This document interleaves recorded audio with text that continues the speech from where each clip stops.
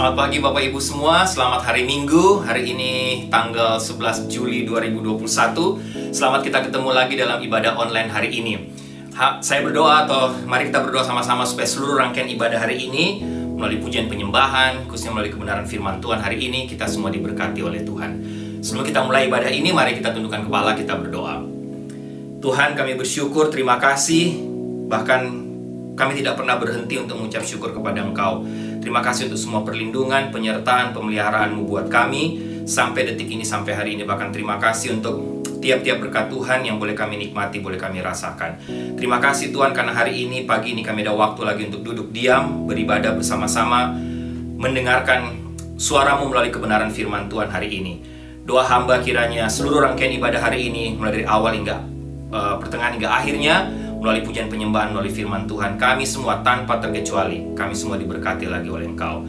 Tuhan hadir di sini, di ruangan ini di mana hamba menyampaikan firman Tuhan. Tuhan juga hadir di ruangan Bapak Ibu, di rumah Bapak Ibu yang sedang mengikuti ibadah minggu hari ini. Tuhan kiranya memberkati dan melawat tiap-tiap kami. Terima kasih Tuhan. Dalam nama Tuhan Yesus kami berdoa. Amin. Baik Bapak Ibu, mari kita siapkan hati, kita mau memuji dan menyembah Tuhan bersama.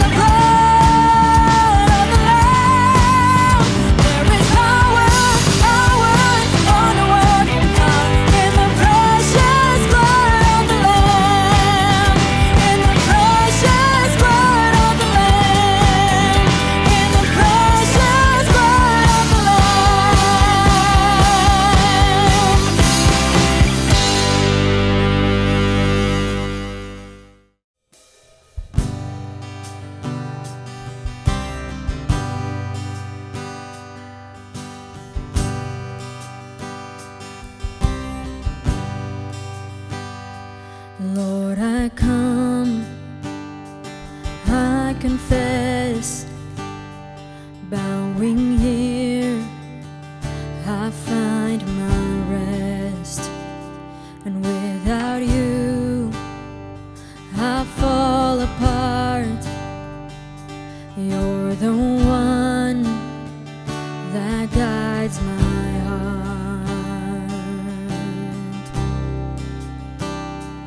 Lord, I need you, oh, I need you. Every hour I need you. My one defense, my righteousness, oh God, I I need you.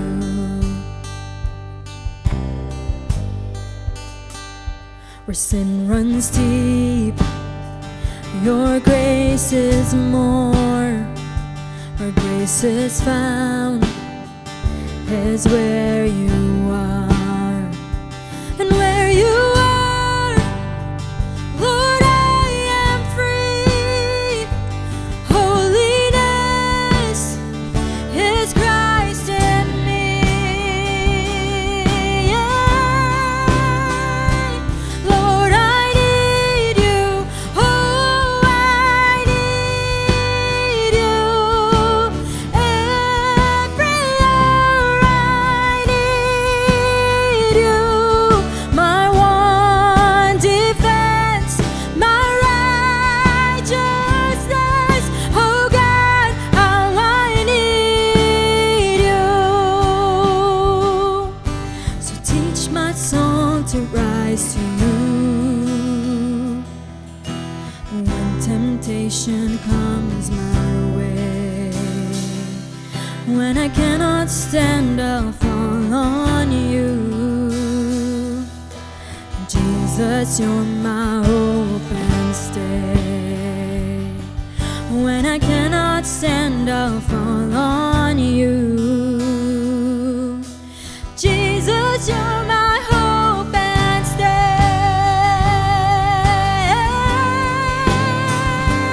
Lord, I need you. Oh, I need you. Every hour I need you. My one defense, my righteousness. Oh God, how I need you. You're my one defense, my righteousness. Oh God, how I need you.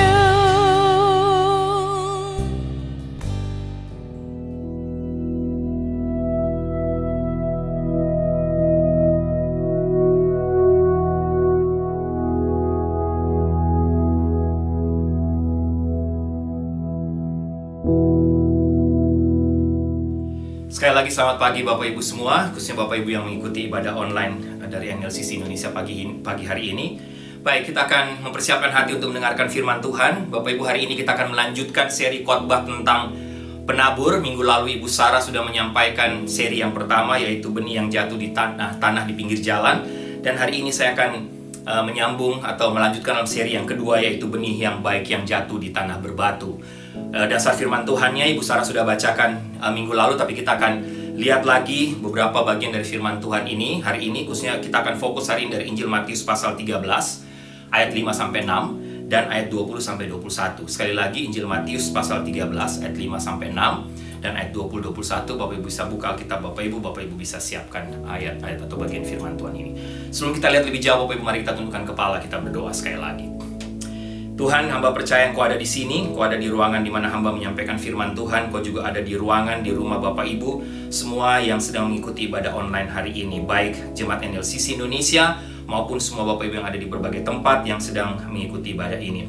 Hamba percaya Tuhan hadir juga di rumah mereka masing-masing. Doa hamba kiranya Tuhan mengurapi, memberkati hamba, Tuhan pakai hamba menjadi saluran berkat, sehingga hamba bisa menyampaikan firman Tuhan dan kekuatan, kesehatan, terlebih dengan urapan Tuhan. Dan kiranya Bapak Ibu juga bisa menyiapkan hati mereka menjadi tanah yang subur untuk bisa tidak saja mendengarkan kebenaran firman Tuhan ini, tapi bisa juga menguatkan mereka dan mereka bisa melakukan, mempraktekannya dalam hidup mereka tiap-tiap hari. Doa hamba firman Tuhan yang sudah menguatkan menjadi berkat buat hamba yang akan hamba sharekan, bagikan hari ini, juga memberkati dan menguatkan semua Bapak Ibu di rumah yang mengikuti ibadah hari ini. Berfirmanlah Tuhan, bersabdalah, karena kami sudah siap untuk mendengar suara-Mu. Dalam nama Tuhan Yesus kami berdoa. Amin. Baik Bapak Ibu, sekali lagi saya tidak akan bacakan bagian firman Tuhan ini, Matius pasal 13 ayat 5-6 di awal khotbah ini dan juga ayat 20-21, tapi nanti waktu berkhotbah Bapak Ibu kita akan sama-sama lihat dan membacanya ketika khotbah ini saya share atau ketika khotbah ini saya sampaikan. Baik Bapak Ibu, memulai khotbah ini saya mau mulai dengan 3 kisah atau 3 cerita. Yang pertama tentang seorang anak yang bernama Sarah, Bapak Ibu. Sarah ini menerima Tuhan Yesus waktu dia masih kecil sekali. Dia masih usia Sunday School, sekolah minggu. Bahkan umur 9 tahun, Sarah sudah dibaptis. Dan sejak umur 9, Bapak Ibu, sampai dia high school, Sarah ini mengalami pertumbuhan rohani yang sangat luar biasa. Dia begitu aktif, dia begitu cinta Tuhan Yesus, dia melayani Tuhan, dia aktif ke gereja. Tapi tidak tahu kenapa, waktu dia high school, Bapak Ibu, tiba-tiba terjadi satu perubahan yang sangat dramatis dalam hidup Sarah. Tidak tahu kenapa, apakah karena mungkin pengaruh teman sebaya, atau mungkin hormon remaja, atau mungkin ya sedang mencari identitas diri. Tapi pokoknya pendek cerita, waktu high school, Sarah tiba-tiba meninggalkan Tuhan. Tiba-tiba hal-hal tentang gereja, tentang Tuhan tidak lagi menjadi sesuatu yang menarik buat Sarah, Bapak Ibu. Tiba-tiba saja hal tentang Tuhan yang dulunya sangat berarti, hari ini tidak ada lagi. Tiba-tiba berubah. Tiba-tiba saja Sarah tidak tertarik dengan hal-hal rohani dan gereja. Sarah tidak jatuh dalam obat-obatan, Bapak Ibu. Sarah juga tidak jatuh dalam seks bebas. Tapi pokoknya dia done dengan Tuhan. Dia selesai dengan Tuhan. Dia selesai dengan yang namanya gereja. Tapi sekitar 25 tahun kemudian setelah Sarah lulus high school, Bapak Ibu, ketika bertemu orang tanya, Sarah, apa kamu orang Kristen? Ya, saya orang Kristen. Bahkan Sarah masih mengatakan bahwa dia adalah orang Kristen yang lahir baru. Dia sudah menerima keselamatan kekal. Dia yakin kalau dia dipanggil Tuhan, namanya akan tercatat di sorga. Tapi ya itulah cerita tentang Sarah paling tidak, Bapak Ibu. Itulah yang dibacakan oleh keluarganya waktu acara pemakaman dari Sarah. Sampai dia meninggal, dia yakin. Yang kedua, tentang William. Ya, saya lihat 3 cerita yang William. William ini hampir mirip, tapi William ini ya lahir juga, Sarah tadi lahir di tengah keluarga Kristen. William juga lahir di tengah keluarga Kristen. Bahkan William ini bapaknya seorang pendeta, Bapak Ibu. Tapi William tidak seperti Sarah. Perbedaannya adalah William sama sekali tidak menunjukkan ketertarikan atau tidak ada minat sama sekali dengan hal-hal rohani, Bapak Ibu. Walaupun bapaknya seorang pendeta. Dia ke gereja dan melakukan aktivitas-aktivitas rohani hanya karena menghormati papanya saja. Pendek cerita, waktu dia sudah dewasa, kira-kira 18-19 tahun, Bapak Ibu, dia ambil keputusan untuk tinggalkan gereja. Kenapa? Karena dia pikir dia sudah dewasa, sudah adult, dan memang dia sudah boleh, menurut culture di sini, peraturan di sini, dia juga sudah boleh tinggalkan keluarganya karena dia sudah termasuk orang dewasa. Saat itu, William ambil keputusan, bahkan dia bersumpah dia tidak akan ke gereja lagi, dan dia dan juga dengan yang namanya dan dengan Tuhan, Bapak Ibu. Pendek cerita, dia menikah. Waktu dia menikah, Bapak Ibu, istri dan anak-anaknya mengingatkan dia tentang Tuhan, mengajak William untuk kembali ke gereja. Ya, karena memang dia punya dasar, dia lahir di keluarga pendeta, dia akhirnya mengikuti kata istrinya dan anaknya, dia ke gereja. Tapi waktu dia ke gereja, dia bertemu Tuhan Yesus. Jadi sekarang bukan lagi karena istri dan anak-anak, tapi dirinya sendiri. Dia ambil keputusan untuk bertobat, terima Tuhan Yesus sebagai Tuhan dan Juru Selamat, dan menerima hidup kekal, keselamatan kekal. Ya. Karena dia lahir dari keluarga pendeta, waktu dia bergabung di gereja itu, Bapak Ibu, William bukan ambil keputusan, tapi memang dia bertumbuh menjadi orang atau ya laki-laki yang aktif melayani. Dia melakukan apa saja di gereja itu. Mulai dari ngajar Sunday School, memimpin pujian, mulai potong rumput di halaman gereja, menghitung uang, kadang-kadang diminta sebagai driver untuk antar sana, antar sini, dan lain sebagainya. Pokoknya semua dikerjakan oleh William. Bahkan William dikenal oleh gereja itu menjadi seorang keluarga atau seorang jemaat yang sangat mencintai pendeta, sangat mencintai hamba Tuhan. Apa saja yang diperlukan oleh hamba Tuhan di gereja itu, orang sudah tahu, William lah orangnya, Bapak Ibu. Nah, satu waktu, karena dia begitu aktif, akhirnya William dipilih menjadi ketua majelis gereja itu. Satu waktu, nggak tahu ada masalah apa, tiba-tiba majelis membicarakan untuk mengeluarkan atau memecat pendeta. Tidak tahu ada masalah apa. Dan bagi William ini satu pukulan buat dia. Dia begitu sayang, dia begitu mengasihi pendetanya. Tapi tiba-tiba majelis sedang memikirkan untuk memecat pendeta. Dan ini merupakan pukulan yang hebat buat William. Dia kecewa terhadap gereja, Bapak Ibu. Dia tinggalkan gereja, dia tinggalkan semua pelayanan, dia marah. Pendek cerita, dibujuk lagi oleh istrinya, oleh anak-anaknya. Sudah, Pak, balik aja ke gereja. Dan William katakan, Bapak Ibu, sebelum istrinya dan anaknya ajak, untuk kedua kalinya, William bersumpah lagi. Dan kali ini dia katakan, saya benar-benar akan taat dengan sumpah saya. Kedua kali dia katakan, saya tidak akan sentuh gereja lagi. Saya tidak mau benar-benar. Bapak Ibu, tadi saya katakan istrinya naik coba membujuk dia lagi, dia kembali ke gereja. Tapi kali ini, dia kembali karena hanya mengikuti apa yang istri dan anak-anaknya inginkan. Tidak ada lagi semangat sama sekali. Dia ke gereja hanya, mengikuti istri dan anak-anak. Tapi keinginan untuk berdoa, baca Alkitab tidak ada lagi. Bahkan itu yang terjadi dengan hidup William. Dia kecewa, dia tinggalkan Tuhan, gereja, sampai dia meninggal. Oke, Sarah, William. Bapak Ibu, yang ketiga sekarang tentang Janet. Janet ini agak berbeda dengan Sarah dan William, karena Janet tidak bertumbuh di keluarga Kristen sama sekali. Tidak ada latar belakang basic keluarga Kristen. Janet baru umur 27 tahun, sesudah 27 tahun baru dia mendapatkan Alkitab pertama selama hidup, dan itulah pertama kali dia baca Alkitab. Tapi Janet punya masalah yang agak berbeda. Sampai umur 27 tahun dia pertama kali baca Alkitab itu, Janet tidak menikah. Dia terus berdoa supaya dia bisa mendapatkan teman hidup, Bapak Ibu. Tapi dia tidak pernah temukan. Dan akhirnya Janet putus asa. Bagi dia, mimpi-mimpi untuk mendapatkan seorang laki-laki idaman, teman hidup yang nanti jadi suami, menjadi semacam mimpi buruk. Di tengah situasinya, keputusasaannya mendapat teman hidup itu, dia membaca sebuah buku, sebuah tulisan. Kata-katanya begini, jika engkau mau menjadi orang yang tepat, engkau harus menjadi orang yang tepat. Habis baca itu, Janet berpikir, kemudian pendek cerita dia bertemu Tuhan, dia ambil keputusan untuk menerima Tuhan Yesus sebagai Tuhan dan Juru Selamat. Dan bagi Janet, ya untuk menjadi orang yang tepat, dia harus hidup serius, hidup sungguh-sungguh dengan Tuhan. Berlanjut demikian rupa, Bapak Ibu, Janet juga akhirnya aktif di gereja. Dia melayani dalam berbagai bidang di gereja di tempat dia menjadi anggota. Tapi Bapak Ibu, Janet rupanya seorang yang tidak bisa katakan tidak. Apa saja diminta dia lakukan untuk tiap pelayanan di gereja, Bapak Ibu. Semua diminta dia kerjakan, dia tidak bisa katakan tidak. Dan akhirnya pemimpin gereja menemukan, rupanya kenapa dia tidak bisa dapat teman hidup? Karena itulah tipe Janet. Dia orang workaholic yang tidak bisa berhenti kerja, sehingga mungkin menjadi semacam tantangan atau kesulitan untuk dia dapat laki-laki yang bisa mengikuti kecepatannya, Bapak Ibu. Tapi ketika di tengah jalan dia aktif di gereja tadi, Bapak Ibu, dia ketemu seorang laki-laki. Tapi Bapak Ibu, jadilah dia berpacaran dengan laki-laki itu. Tapi rupanya laki-laki itu adalah seorang laki-laki yang sudah berkeluarga, sudah punya istri. Jadi Bapak Ibu tahu apa yang terjadi. Jadi pendek cerita, Janet akhirnya dikenal di gereja itu sebagai wanita yang punya affair dengan jemaat lain, dengan laki-laki yang sudah punya istri, Bapak Ibu.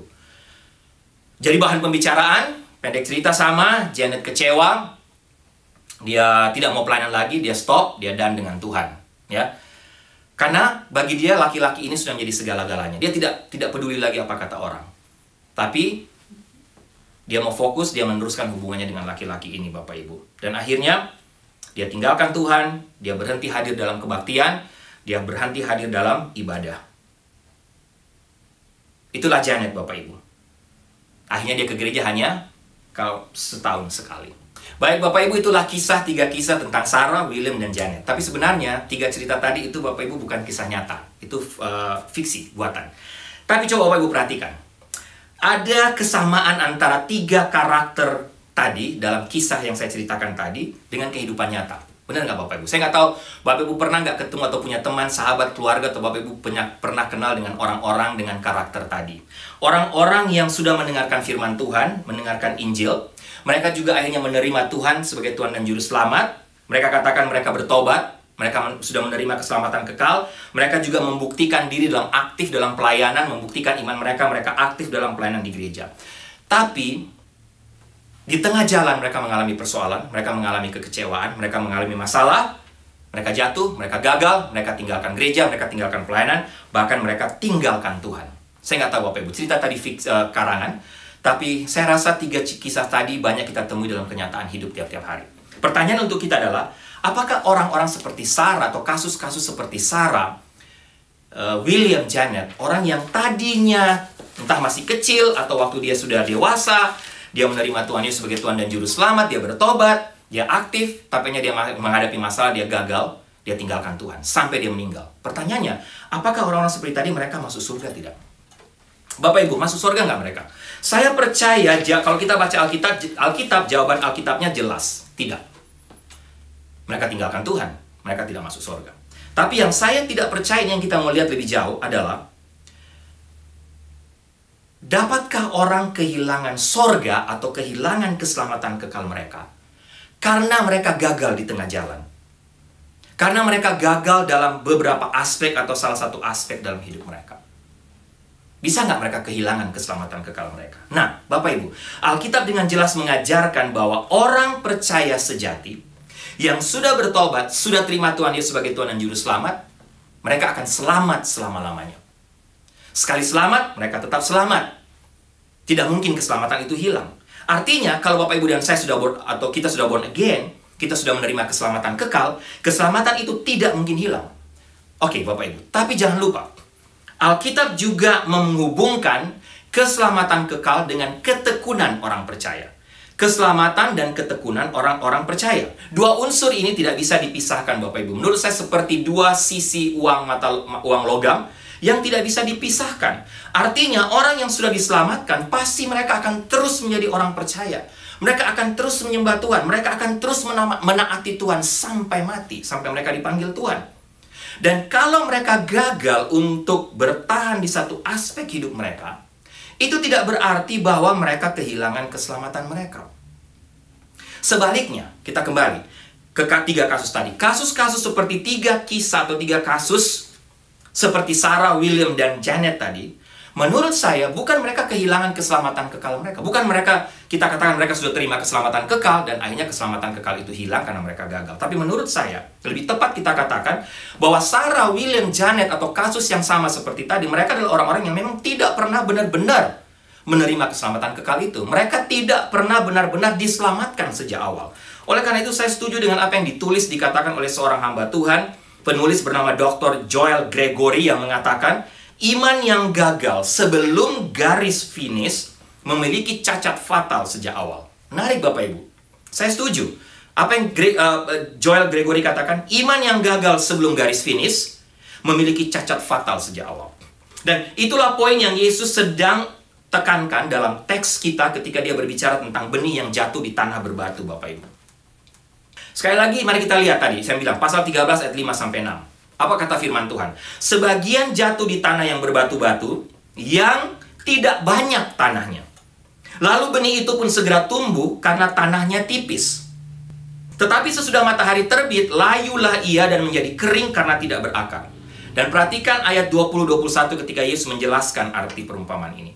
Yesus melanjutkan penjelasannya. Yesus katakan, benih yang ditaburkan di tanah yang berbatu-batu ialah orang yang mendengar firman itu dan segera menerimanya dengan gembira. Tetapi ia tidak berakar dan tahan sebentar saja, kata Yesus. Apabila datang penindasan atau penganiayaan karena firman itu, orang itu pun segera murtad.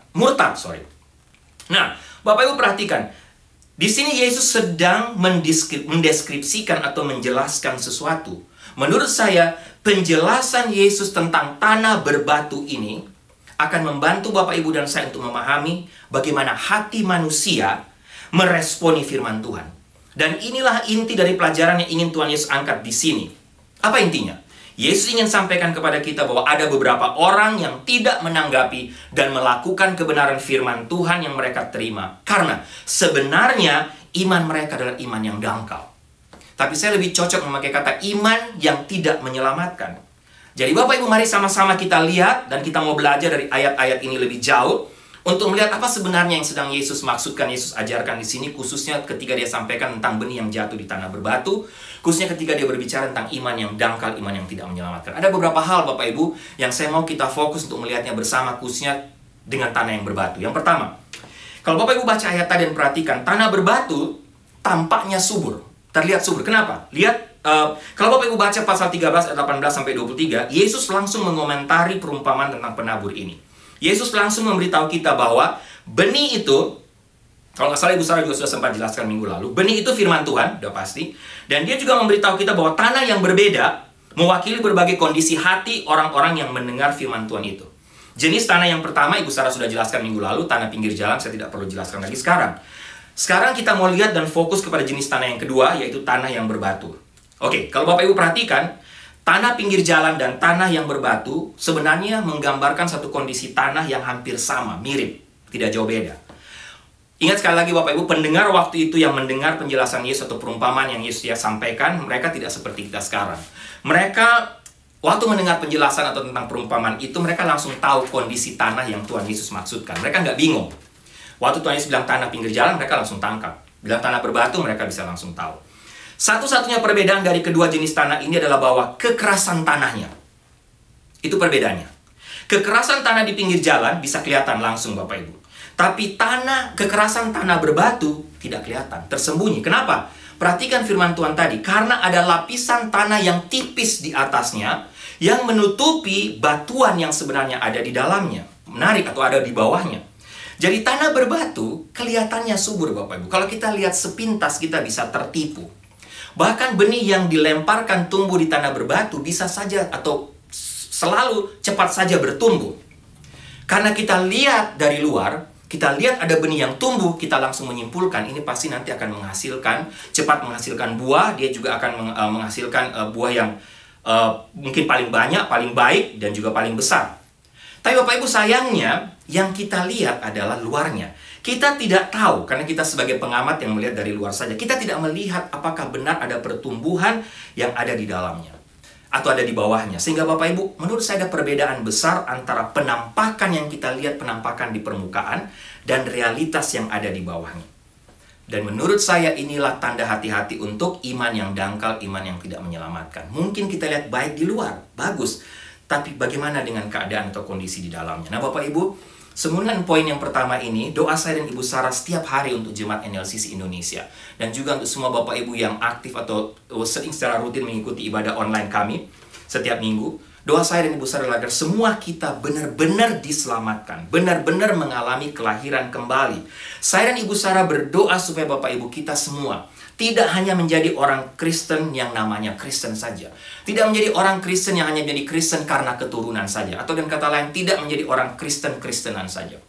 Saya dan Ibu Sarah berdoa supaya Bapak Ibu dan saya, kita semua menjadi orang Kristen yang benar, memiliki iman yang sejati, atau kalau boleh saya pakai kalimat Ibu Sarah minggu lalu, menjadi orang Kristen yang militan. Dan doa saya Bapak Ibu, seri khotbah tentang penabur ini benar-benar menjadi berkat dan menantang kita semua. Selain kita berdoa Bapak Ibu, melalui perumpamaan ini kita berdoa supaya kita sama-sama waspada dan mengecek iman kita kembali dan keselamatan kita kembali. Tapi kita juga sama-sama waspada untuk tetap berdoa dan melihat, memperhatikan orang-orang di sekitar kita.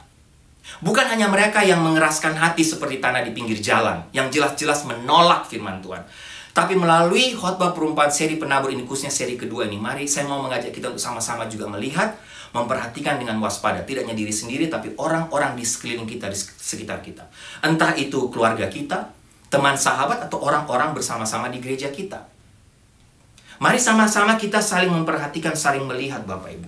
Apakah kita atau orang-orang yang kita doakan itu sudah menjadi orang Kristen yang benar? Jangan sampai mereka atau kita hanya kelihatannya bagus dari luar, kita kelihatan Kristen, kita kelihatan kita melayani, kita aktif, tapi sebenarnya kita memiliki iman yang dangkal.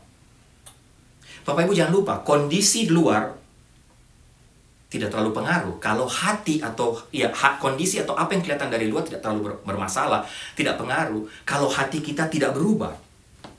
Saya kasih contoh Bapak Ibu untuk menggambarkan poin ini. Saya tanya kepada Bapak Ibu, oke, ada ceritanya, ada 3 katak yang sedang berdiri di atas bongkahan batu di dekat sungai. 2 katak memutuskan untuk melompat dalam air. Sekarang saya tanya kepada Bapak Ibu, tinggal berapa katak yang ada dalam bongkahan kayu tadi? Banyak orang, atau mungkin Bapak Ibu jawab, oh tinggal 1. Karena 2 memutuskan untuk lompat ke air. Kalau Bapak Ibu jawabnya 1, Bapak Ibu salah. Kenapa Bapak Ibu jawab 1? Karena Bapak Ibu fokus kepada keputusan katak untuk melompat di atas air. Di dalam air. Tapi Bapak Ibu jangan lupa, keputusan kalau tidak ditindaklanjuti dengan perbuatan, hanya tinggal keputusan saja. Saya tadi katakan 2 katak memutuskan untuk melompat dalam air. Faktanya, membuat keputusan tidak membuat katak itu masuk ke dalam air. Kecuali sampai mereka benar-benar melompat dan masuk benar-benar ke dalam air.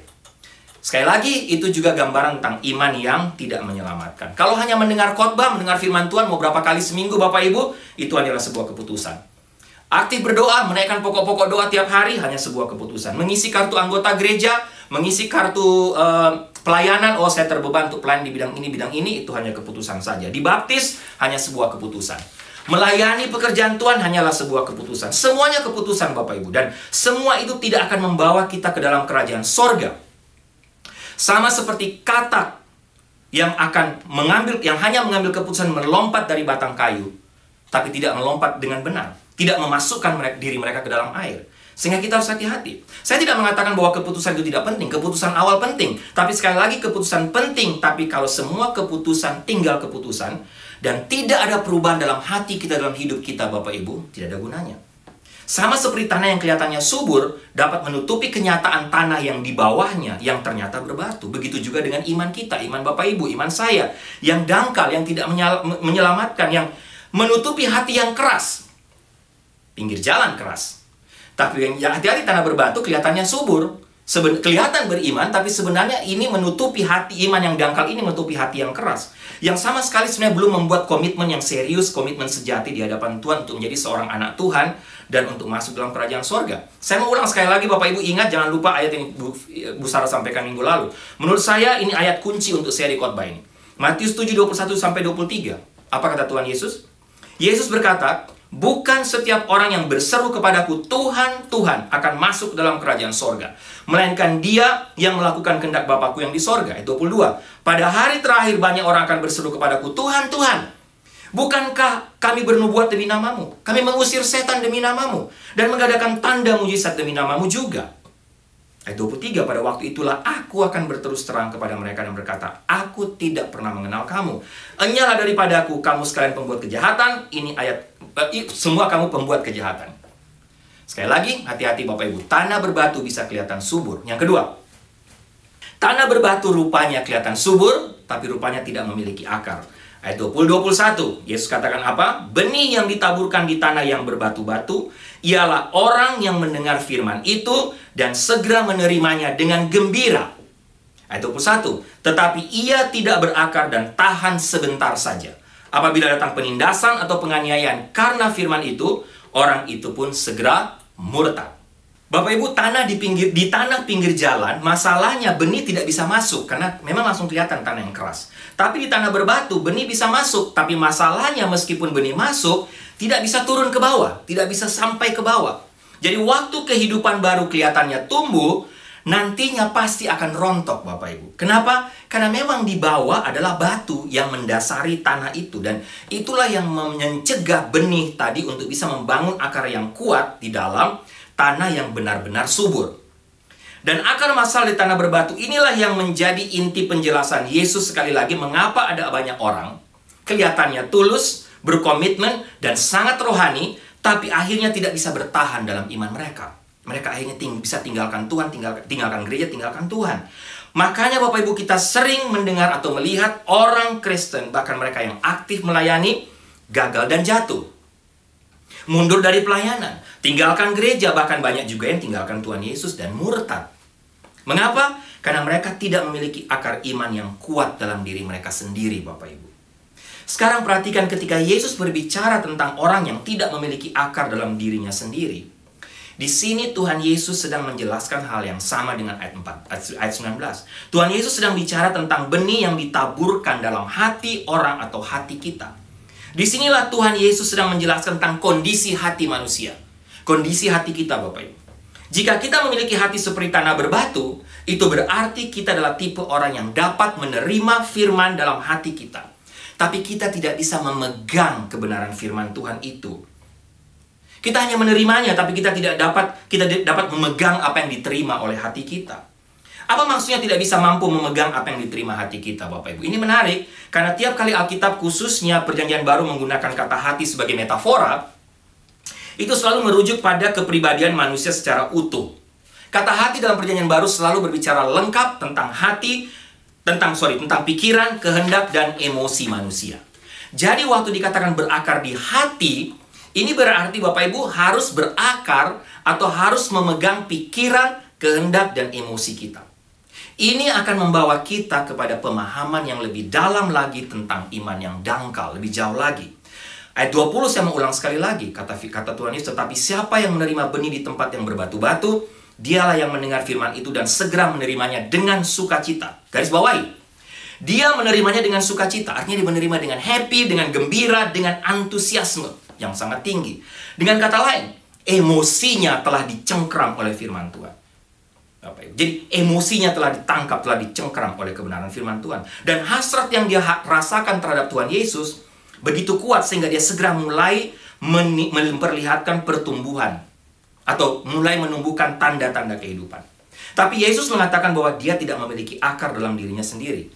Bahkan waktu saya baca bagian ini, Bapak Ibu juga bisa perhatikan, Yesus tidak mengatakan di sini bahwa dia memiliki setengah akar, atau dia memiliki akar yang kurang baik, atau memiliki akar yang lemah, atau tidak memadai. Tapi Yesus secara jelas mengatakan dia tidak, orang ini tidak, atau tanah berbatu, benih yang tumbuh tanah berbatu, tidak memiliki akar. Kenapa? Karena yang dicengkram oleh firman Allah hanya emosi.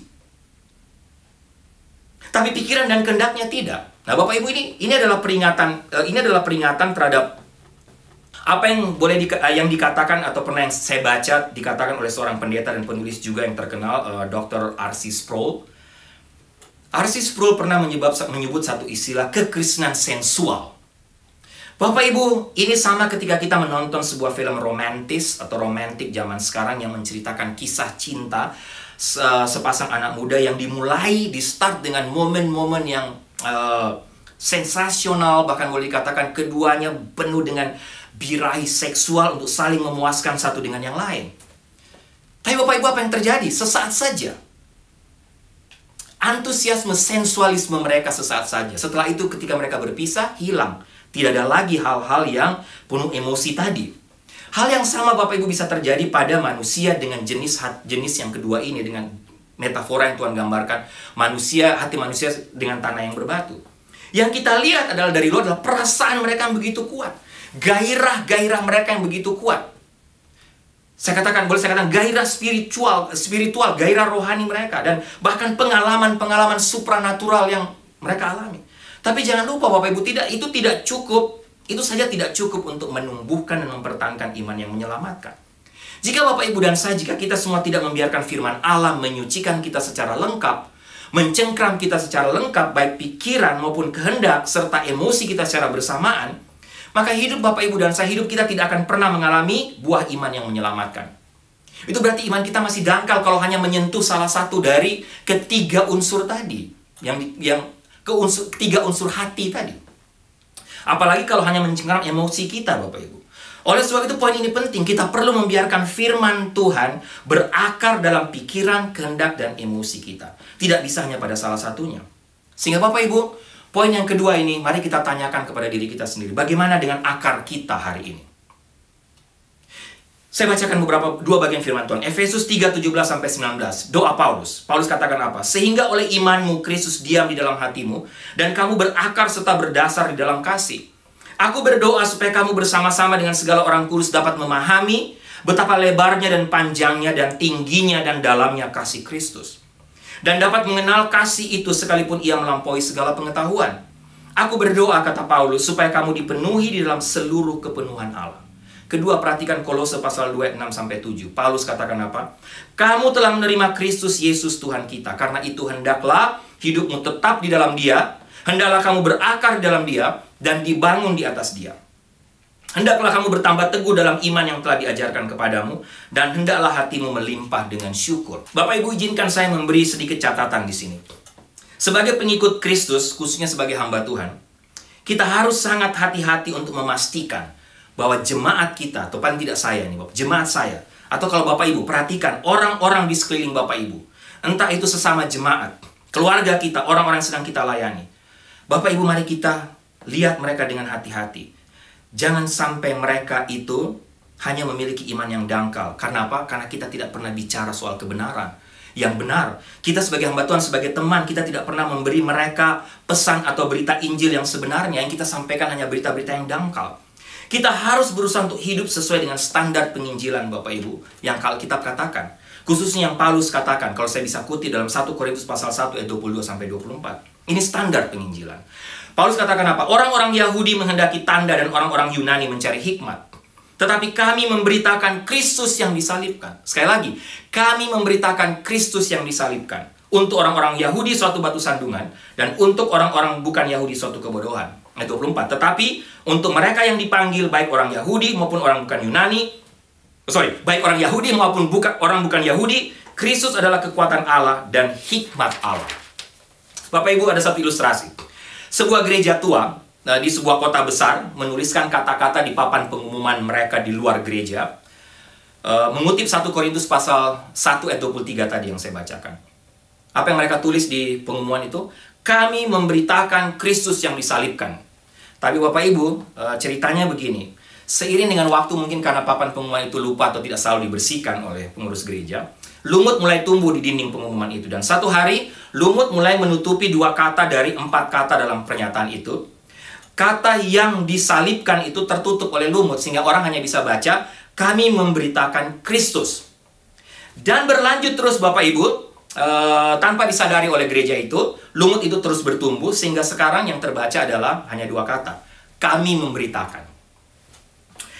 Apa artinya Bapak Ibu? Sayang sekali, menurut saya apa yang tertulis atau yang saya lihat dari ilustrasi tadi, apa yang tertulis di papan pengumuman gereja itu, yang telah tertutup lumut sebagian tadi telah menjadi realitas dan gambaran banyak gereja di sini, di negara ini, di mana kita tinggal.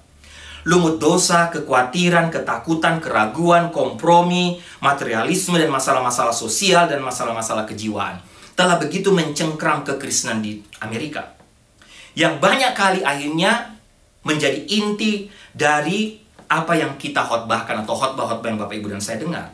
Tapi terkadang karena fokus kepada situasi-situasi yang terjadi, menjawab emosi, menjawab kebutuhan jiwa manusia, khotbah-khotbah yang disampaikan hanya menyentuh dan memuaskan emosi orang. Khotbah-khotbah kita hanya untuk supaya orang senang dengan khotbah kita. Tidak salah tentunya, kalau orang nggak senang, gimana Bapak orang nggak senang dengan khotbah kita, gimana kita bisa membawa mereka kepada Kristus. Tapi khotbah-khotbah itu juga akhirnya hanya menyentuh luar saja, supaya orang senang dengan kita, dengan khotbah kita, atau supaya orang senang datang ke gereja kita, demi menjawab kebutuhan mereka. Tapi inti dari berita atau berita Injil yang sesungguhnya menjadi kabur. Bagaimana dengan khotbah-khotbah tentang dosa, tentang kelahiran kembali, tentang sorga, tentang neraka, tentang penghakiman, tentang rapture, tentang akhir zaman, tentang mempertahankan hidup kudus, ketegasan terhadap dosa. Bapak Ibu masih sering dengar khotbah-khotbah seperti ini sekarang? Tapi Bapak Ibu sekali lagi jangan lupa, kalau saya boleh pakai istilah, menggaruk tanah tidak akan menghasilkan buah. Yang menghasilkan buah adalah ketika kita menanam benih, sehingga benih itu berakar sangat dalam. Yang pertama, hati-hati tanah berbatu kelihatannya subur. Kedua, yang pasti tanah berbatu tidak berakar. Yang ketiga, kalau Bapak Ibu baca, tanah berbatu satu hari nanti akan menghadapi panas matahari. Semua jenis tanah ini, termasuk jenis berbatu, Bapak, tanah berbatu, semua akan menghadapi panas matahari. Oke, penabur sudah menaburkan benihnya. Beberapa jatuh di tanah berbatu untuk bagian hari ini, kata Tuhan Yesus. Dan karena mereka tidak memiliki kedalaman tanah dan tidak memiliki akar, mereka segera muncul dan terlihat di permukaan. Namun saat benih ini muncul, jangan lupa Bapak Ibu, matahari juga sudah ada di atasnya. Matahari juga muncul, bahkan sudah muncul. Dan jangan lupa matahari itu sudah ada, selalu ada. Matahari selalu akan memancarkan panasnya. Demikian juga akan tiba saatnya ketika orang percaya yang dangkal harus menghadapi panasnya matahari. Perhatikan fakta bahwa pasal 13 ayat 6 mengatakan ketika atau sesudah matahari terbit. Tuhan Yesus tidak mengatakan, Bapak Ibu lihat apa yang Tuhan Yesus katakan, kita perhatikan ayat 6. Tuhan Yesus katakan ketika atau sesudah matahari terbit. Tuhan Yesus tidak mengatakan jika atau kalau matahari terbit. Tapi sekali lagi Tuhan Yesus katakan ketika atau sesudah matahari terbit. Artinya dalam hal ini Tuhan Yesus sedang memberi kita satu realitas yang pasti. Apa itu? Matahari sudah terbit, matahari selalu ada.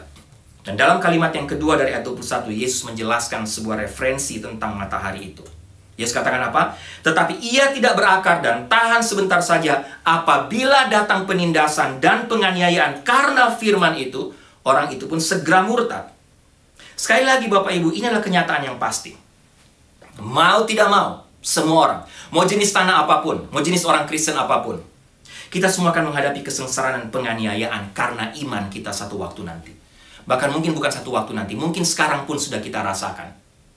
Walaupun tidak terlihat penganiayaan secara langsung, tidak kita di-attack secara langsung.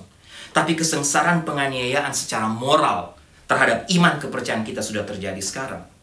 Ini semua akan kita hadapi ketika kita memutuskan jadi orang Kristen sejati, ketika kita putuskan terima firman itu. Ketika kita memutuskan menjadi pengikut Kristus. Bahkan Lukas 8:13 dalam ayat paralel tentang perumpamaan penabur ini, Lukas menambahkan kata pencobaan. Yang jatuh di tanah yang berbatu ialah orang yang setelah mendengar firman itu, kalau Bapak Ibu baca Lukas pasal 8:13, menerimanya dengan gembira, tapi mereka itu tidak berakar. Mereka percaya sebentar saja, dan dalam masa pencobaan mereka murtad. Bagi saya ini menarik, Bapak Ibu. Sementara ini begitu banyak pengkhotbah, gereja-gereja, penyanyi, penulis buku, para YouTuber, para penginjil-penginjil di televisi, mereka terus berusaha meyakinkan kita, meyakinkan orang yang mendengar mereka bahwa ketika kita menjadi pengikut Tuhan, tidak semua, ketika menjadi pengikut Tuhan, ketika kita masuk dalam kehidupan menurut firman Allah, masalah kita akan selesai. Kita akan diberkati Tuhan secara luar biasa. Kita akan bahagia, kita akan bebas dari tiap masalah. Sedangkan Bapak Ibu, Yesus sendiri mengatakan bahwa jika dalam bagian firman Tuhan ini, jika kita menerima firman, firman itu sendiri akan membawa masalah ke dalam hidup kita. Wow, mungkin Bapak Ibu berpikir, untuk apa saya ikut Tuhan? Untuk apa saya dengar firman Tuhan? Sabar Bapak Ibu. Matius 13 ayat 21 secara eksplisit berbicara tentang fakta. Bahwa Yesus di sini tidak hanya berbicara tentang masalah yang merupakan bagian atau masalah-masalah pencobaan normal yang dihadapi oleh semua manusia yang berdosa. Tapi dalam hal ini Tuhan Yesus sedang berbicara tentang masalah yang lebih spesifik, yakni masalah yang datang justru karena kita percaya kepada Tuhan. Masalah yang datang karena firman Tuhan. Jika kita menerima firman itu, kita harus menghadapi panasnya, panas matahari itu. Kita harus menghadapi panasnya ujian, cobaan, masalah, dan godaan. Sekali lagi Bapak Ibu garis bawahi, setiap orang yang menerima berita firman harus menghadapi panasnya matahari. Dan matahari itu sudah dan selalu ada. Matius pasal 16 ayat 24-25 mengatakan seperti ini. Saya bacakan Bapak Ibu secara cepat bagian firman Tuhan ini. Bapak Ibu bisa buka di rumah. Matius 16, 24-25. Atau Bapak Ibu bisa lihat di screen. Lalu Yesus berkata kepada murid-muridnya, setiap orang yang mau mengikut aku, ia harus menyangkal dirinya, memikul salibnya dan mengikut aku. Ayat 25. Karena barang siapa mau menyelamatkan nyawanya, ia akan kehilangan nyawanya. Tetapi barang siapa kehilangan nyawanya karena aku, ia akan memperolehnya. Kisah Para Rasul pasal 14 ayat 22 menuliskan bahwa Paulus dan Barnabas kembali ke Listra, Ikonium, dan Antiokhia. Di tempat itu mereka menguatkan hati murid-murid dan menasihati mereka supaya apa? Supaya mereka bertekun di dalam iman. Dan mengatakan bahwa untuk masuk dalam kerajaan Allah kita harus mengalami banyak sengsara.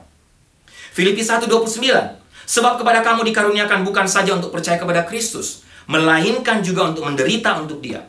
2 Timotius pasal 3:12. Memang setiap orang yang mau hidup beribadah dalam Kristus Yesus akan menderita aniaya. Ingat Bapak Ibu, firman Tuhan. Yakobus 1 ayat 2-3. Yakobus melangkah lebih jauh dengan mengatakan, saudara-saudaraku, anggaplah sebagai suatu kebahagiaan apabila kamu jatuh ke dalam berbagai-bagai pencobaan. Sebab kamu tahu bahwa ujian terhadap imanmu itu menghasilkan ketekunan. Oke, Bapak Ibu, izinkan saya mengulang lagi sekali lagi ya. Ingat, setiap orang yang menerima firman itu harus menghadapi panasnya matahari. Mungkin bagi Bapak Ibu ini berita buruk. Tapi betul, ini boleh dikatakan berita buruknya. Setiap orang yang menerima firman itu harus menghadapi panasnya matahari. Tapi sekarang, apa kabar baiknya? Ingat khotbah saya Bapak Ibu tentang pencobaan Tuhan Yesus yang ketiga 2 minggu yang lalu? Apa itu? Setan tidak dapat menandingi Tuhan. Setan tidak dapat mengendalikan matahari. Ini berita baik buat Bapak Ibu dan saya. Terbit dan terbenamnya matahari, jangan lupa, ada di tangan siapa? Ada di tangan Tuhan yang Maha Kuasa. Matius pasal 5 ayat 45 katakan, karena dengan demikianlah kamu menjadi anak-anak Bapamu yang di sorga, yang menerbitkan matahari bagi orang yang jahat dan orang yang baik, dan menurunkan hujan bagi orang yang benar dan orang yang tidak benar. Dengan kata lain Bapak Ibu, Tuhan yang sama yang menyalakan panas pada orang-orang yang menolak Dia, yang membencinya, juga akan menyalakan panas pada mereka yang mengasihi Dia, mengasihinya. Tuhan yang sama. Perbedaannya adalah ketika matahari terbit di tanah berbatu, dia menghanguskan pertumbuhan. Tetapi ketika ia tumbuh di tanah yang baik, ia memperkuat pertumbuhannya. Sekali lagi Bapak Ibu, ketika matahari terbit di tanah berbatu, dia menghanguskan pertumbuhan. Tetapi ketika ia tumbuh di tanah yang baik, ia memperkuat pertumbuhannya. Jadi, jangan mencoba untuk menghindari panas Bapak Ibu. Jika panas matahari diperlukan untuk pertumbuhan benih di alam semesta ini, maka kalau boleh saya katakan, panasnya ujian dan panasnya pencobaan yang kita alami sebagai orang percaya diperlukan untuk pertumbuhan rohani kita. Satu ilustrasi Bapak Ibu dengan dalam poin ini. Saya yakin kita semua tahu dan pernah mempelajari proses ulat berubah menjadi kupu-kupu. Ya, kita semua tahu itu. Tapi saya pernah membaca sebuah artikel tentang adanya sekelompok ilmuwan yang sedang membuat satu eksperimen penelitian tentang proses berubahnya ulat menjadi kupu-kupu. Ketika kehidupan baru siap, ya, kita tahu maksudnya ini cerita ulat dari kepompong mau siap untuk keluar dari kepompong. Waktu melihat satu kehidupan atau ulat-ulat itu sudah mau mencoba, atau yang sudah berubah, pasti sudah terjadi metamorfosis, sudah mau mencoba keluar dari kepompong, para ilmuwan itu mengambil alat mereka, kemudian menolong kupu-kupu yang sudah menjadi kupu-kupu tadi, yang sudah menjadi kupu-kupu, menolong dengan alat mereka untuk membebaskan kupu-kupu itu keluar dari kepompongnya. Semua kupu-kupu itu tertolong Bapak Ibu dengan alat yang dipakai oleh para ilmuwan tadi, sehingga mereka tidak melewati proses berat dengan diri mereka sendiri untuk menghancurkan kepompong itu, karena ditolong oleh para ilmuwan tadi. Tapi apa yang terjadi? Mungkin ada beberapa ibu yang sudah tahu, dan saya yakin itu sudah dipikirkan oleh para ilmuwan tadi, tapi mereka hanya mengadakan satu riset. Apa yang terjadi dengan kupu-kupu yang ditolong tadi, dikeluarkan dengan alat? Semua kupu-kupu tadi yang baru tadi tidak bisa terbang. Bapak Ibu, rupanya para ilmuwan menemukan bahwa justru proses berat untuk kupu-kupu itu keluar dari kepompong lah yang memberikan kekuatan sayapnya untuk bisa terbang. Dengan kata lain, Bapak Ibu jangan lupa, semua panasnya ujian, pencobaan, kesengsaraan, mungkin masalah-masalah yang Bapak Ibu hadapi dalam kehidupan Bapak Ibu, dalam keluarga, pergumulan-pergumulan hidup yang mungkin Bapak Ibu rasa berat, tapi sebenarnya itulah yang akhirnya nanti membuat Bapak Ibu kuat untuk bertahan, atau iman Bapak Ibu bisa tetap kuat. Iman Bapak Ibu bisa bertahan sampai akhir. Iman Bapak Ibu tidak hanya menjadi iman yang dangkal, tapi iman yang sejati, iman yang kuat. Demikian juga Tuhan. Jika Tuhan mengambil semua kesengsaraan dan penganiayaan yang kita hadapi karena firman, kita tidak akan pernah, Bapak Ibu dan saya tidak akan pernah menjadi orang percaya yang sesuai dengan panggilannya untuk semua kita.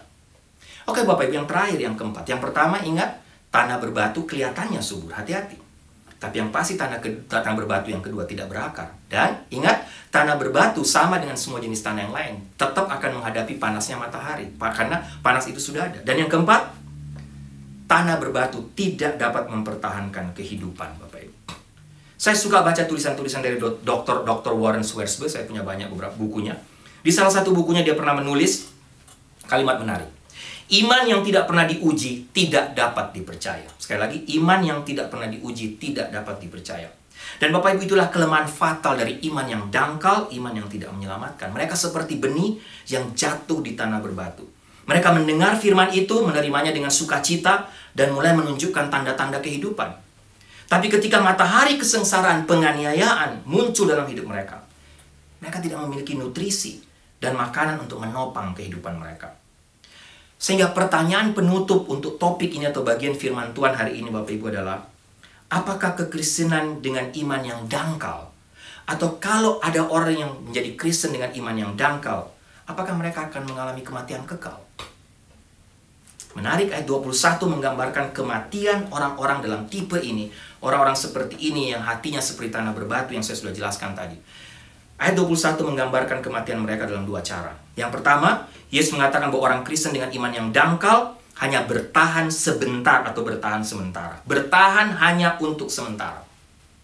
Menarik, frase untuk sementara diterjemahkan dari satu bahasa Yunani, proskairos, yang mengacu kepada sesuatu yang memang bersifat sementara. Dan ini hanya digunakan 4 kali dalam perjanjian baru Bapak Ibu. Saya tidak akan baca bagian ini, Bapak Ibu bisa lihat Markus 4:17, 2 Korintus 4:18, Ibrani pasal 12 ayat 25. Kata yang dipakai dalam Markus 4:17 dan 2 Korintus 4 ayat 18 itu sama, kata proskairos, sesuatu yang terlihat sementara. Bahkan dalam Ibrani pasal 11 ayat 25, kita diberitahu bahwa Musa memilih untuk menderita bersama anak-anak Israel daripada menikmati kesenangan dosa yang lewat, dan dipakai kata proskarios juga. Ya, jelas Bapak Ibu, apa maksudnya? Kesenangan dosa bersifat sementara, jangan lupa, sangat bertolak belakang dengan iman sejati. Karena iman yang sejati akan selalu melewati ujian waktu. Sekarang mungkin happy, gembira, hidup dalam kesenangan dosa, tapi sekali lagi semuanya bersifat sementara. Ketika ujian itu datang, mereka tidak mampu bertahan, dan mereka tinggalkan Tuhan. Yang pertama, kematian mereka dikatakan dengan kata apa? Mereka tidak bisa bertahan, mereka hanya bertahan untuk sementara saja. Tapi yang kedua, Yesus tidak hanya memberitahu kita bahwa orang Kristen dengan iman yang dangkal hanya bertahan sebentar. Tapi dia juga mengatakan bahwa mereka akan tersandung. Dan menarik, kata tersandung yang dipakai dalam bahasa Yunani adalah skandalizo. Dari kata inilah kita mengenal sekarang ada istilah skandal atau skandalisme. Apa artinya skandal? Skandal, Bapak Ibu sudah sering dengar kata ini, tapi skandal sebenarnya berbicara tentang sesuatu yang menyebabkan seseorang, dan biasanya orang yang sangat terkenal, public figure, orang penting. Karena sesuatu, maka orang ini akhirnya tersandung, menghalangi jalan yang tadinya mulus. Kira-kira itulah skandal Bapak Ibu. Dan dalam perjanjian baru itu digunakan untuk merujuk pada orang yang secara rohani marah, kecewa, dan akhirnya tersandung dalam perjalanan rohani mereka. Terkena skandal secara rohani. Yesus berkata di sini bahwa ketika orang Kristen dengan iman yang dangkal menghadapi panas, mereka menjadi kecewa oleh firman Allah. Khususnya ketika apa yang mereka percayai tidak terjadi, yang akhirnya membuat mereka mundur. Sekali lagi Bapak Ibu bisa lihat ayat 20-21. Dan Bapak Ibu, sebagai hamba Tuhan menjadi tantangan buat saya harus hati-hati. Jangan-jangan banyak orang tidak bisa bertahan pada zaman sekarang ketika penganiayaan, ketika pergumulan-pergumulan itu datang. Mereka banyak tinggalkan Tuhan akhirnya karena kesalahan dari kita sebagai hamba Tuhan atau para pengkhotbah. Karena kita hanya menyampaikan firman Tuhan yang dangkal. Bapak Ibu sekarang semuanya atau pagi ini, hari ini semuanya terserah kepada kita masing-masing. Yang pasti jika kita ingin diselamatkan, melalui perumpamaan ini Tuhan Yesus ingatkan kita. Kita harus bertekun dan bertahan dalam firman apapun yang terjadi. Matius 24:13 katakan, tetapi orang yang bertahan sampai pada kesudahannya akan selamat. Yohanes 8:31-32 mengatakan, maka katanya kepada orang-orang Yahudi yang percaya kepadanya, jikalau kamu tetap dalam firman-Ku, kamu benar-benar adalah murid-Ku. Dan kamu akan mengetahui kebenaran, dan kebenaran itu akan memerdekakan kamu.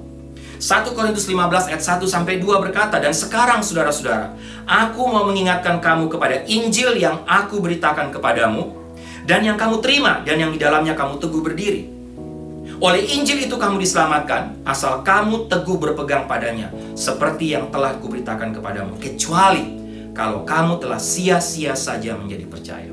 Sehingga Bapak Ibu sekali lagi, jika kita ingin diselamatkan, kita harus bertekun dalam firman Tuhan.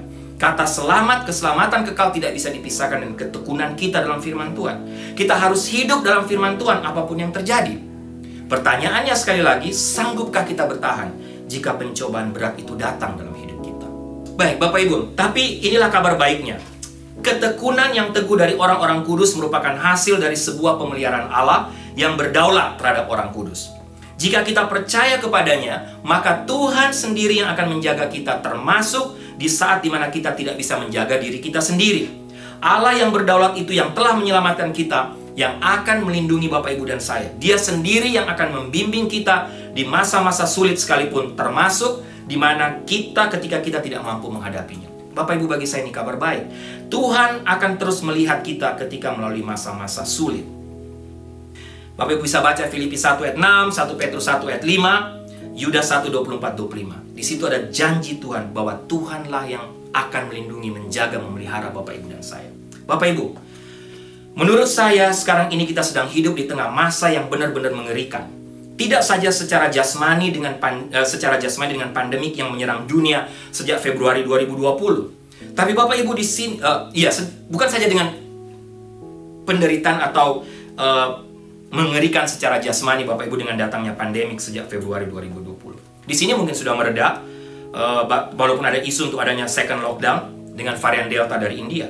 Tapi Bapak Ibu, kalau kita lihat Indonesia sekarang, Bapak Ibu, Indonesia makin parah. Bahkan Indonesia sekarang pun sedang dalam parah-parahnya. Saya sudah sampaikan, di Jakarta saja menurut info sekitar 10.000, 20.000 orang mati karena COVID setiap harinya. Tapi Bapak Ibu, sebenarnya bukan hanya kengerian secara jasmani. Kalau kita melihat dunia sekarang, kita juga sedang hidup di tengah kengerian secara rohani pada saat yang bersamaan, Bapak Ibu. Dan menurut saya ini jauh-jauh lebih ngeri. Belakangan ini kita juga banyak mendengar ada banyak hamba Tuhan terkenal yang sekali berkhotbah dihadiri oleh puluhan ribu orang, atau mungkin penonton tayangan TV mereka maupun YouTube mereka bisa jutaan. Mereka menulis banyak buku, mempengaruhi banyak orang percaya secara rohani, tapi akhirnya mereka secara tiba-tiba mengambil keputusan untuk tinggalkan Tuhan. Ada yang secara resmi mengatakan bahwa mereka sekarang ateis. Bahkan Bapak Ibu, tidak sedikit juga mereka yang akhirnya mengakhiri hidup mereka dengan bunuh diri. Ngeri Bapak Ibu. Jangan-jangan inilah penggenapan dari perumpamaan Tuhan Yesus ini, khususnya tentang benih yang jatuh di tanah yang berbatu. Kita telah dinina-bobokkan dengan pengajaran-pengajaran dan khotbah-khotbah yang dangkal, yang hanya mengedepankan humor, berkat hal-hal yang positif, memuaskan emosi dan jiwa kita saja, yang memang lagi sakit, tapi justru membawa kita kepada kenyamanan secara rohani dan tidak siap menghadapi tantangan-tantangan kehidupan. Bapak minta maaf, Ibu Sarah yang selalu ganggu kalau saya khotbah panjang, tapi Bapak Ibu saya juga sudah berusaha hari ini untuk menjelaskan, mempersingkat khotbah ini. Tapi sekali lagi maaf kalau saya berkhotbah mungkin panjang lagi hari ini. Tapi berdasarkan firman Tuhan hari ini ada beberapa hal yang saya mau kita pikirkan dan kerjakan bersama-sama sebagai penutup. Yang pertama, Bapak Ibu, mari kita sama-sama evaluasi diri kita masing-masing dengan jujur, serius, dan benar-benar terbuka di hadapan Tuhan. Jenis tanah yang manakah hati saya sekarang ini? Yang kedua, doakanlah saya dan Ibu Sarah sebagai hamba Tuhan Bapak Ibu supaya kami selalu memberitakan firman Tuhan dengan benar, tapi juga dengan berani sehingga Bapak Ibu dapat memiliki iman yang benar. Iman yang kuat, bukan iman yang dangkal. Iman yang bisa menyelamatkan Bapak Ibu.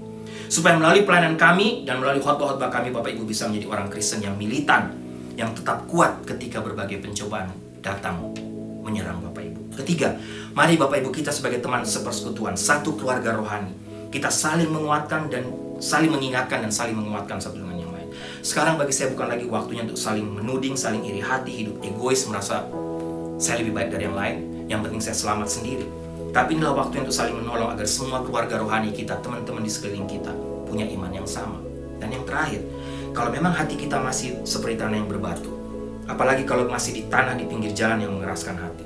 Kalau hati kita menjadi tanah yang masih seperti tanah yang berbatu, seperti orang Kristen sepertinya aktif melayani, rajin ke gereja tapi belum yakin akan hidup kekal, belum born again, mungkin hari inilah waktunya untuk mengambil keputusan Bapak Ibu. Tapi mengambil keputusan ini, tapi juga inilah waktunya untuk hidup bertahan dan punya komitmen kepada Tuhan.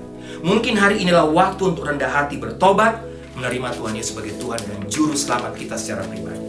Sehingga kita bukan menjadi Kristen-Kristenan saja. Kita bukan punya iman yang dangkal, tapi iman yang kuat, yang berakar, yang benar-benar menyelamatkan Bapak Ibu dan saya. Amin. Mari kita tundukkan kepala, kita berdoa. Tuhan, hamba bersyukur untuk kebenaran firman Tuhan hari ini. Hamba penuh keterbatasan untuk menyampaikan lebih dalam.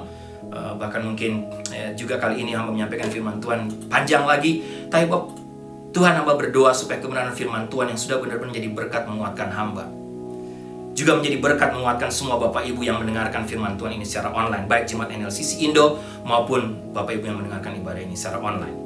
Hamba berdoa supaya melalui mendengar firman Tuhan ini kami semua bisa mengevaluasi hidup kami. Doa hamba supaya setelah mendengar firman Tuhan ini, kami pun bisa menggumuli dengan serius di hadapan Tuhan. Kalau kami masih punya iman yang dangkal, kami belum benar-benar diselamatkan oleh Tuhan, mungkin inilah waktunya untuk mengambil keputusan, menerima Engkau sebagai Tuhan dan Juru Selamat secara pribadi, sehingga kami semua bisa menjadi orang Kristen militan, punya iman yang benar-benar bisa menyelamatkan kami. Terima kasih Tuhan untuk kebenaran firman. Dalam nama Tuhan Yesus kami berdoa. Amin. Baik Bapak Ibu, doa saya kita semua diberkati oleh kebenaran firman Tuhan lagi hari ini melalui khotbah tentang benih yang jatuh di tanah yang berbatu. Sebelum saya tutup dalam doa berkat, ada beberapa satu pengumuman khususnya yang berulang tahun dalam minggu ini. Selamat ulang tahun untuk AIM, ya. Tuhan memberkati AIM, Efraim Evander Muaya. Kiranya Efraim bisa bertumbuh menjadi anak yang takut Tuhan, mengasihi Tuhan. Tuhan lengkapi AIM terus dengan tiap-tiap karunia talenta yang nantinya AIM juga bisa pakai untuk melayani Tuhan.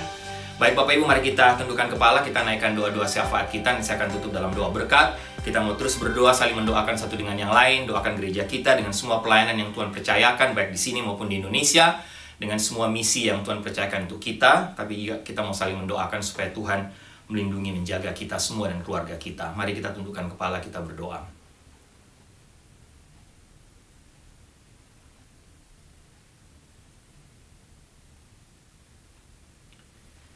Jemaat yang kekasih, tundukkanlah kepalamu, arahkanlah hatimu kepada Tuhan, dan terimalah berkat Tuhan. Anugerah keselamatan dari Tuhan Yesus Kristus, kasih sayang yang tidak berkesudahan dari Allah Bapa, serta penyertaan dari Roh-Nya yang Kudus, kiranya menyertai engkau sekalian mulai hari ini, sampai Maranatha Tuhan Yesus datang kembali. Haleluya, amin. Lord, I need you. Oh, I need you. Every hour I need you.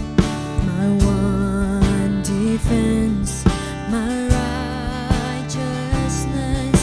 Oh God, how I need you.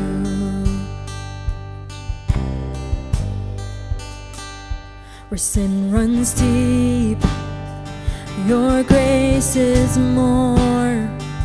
Where grace is found is where you are. And where you are,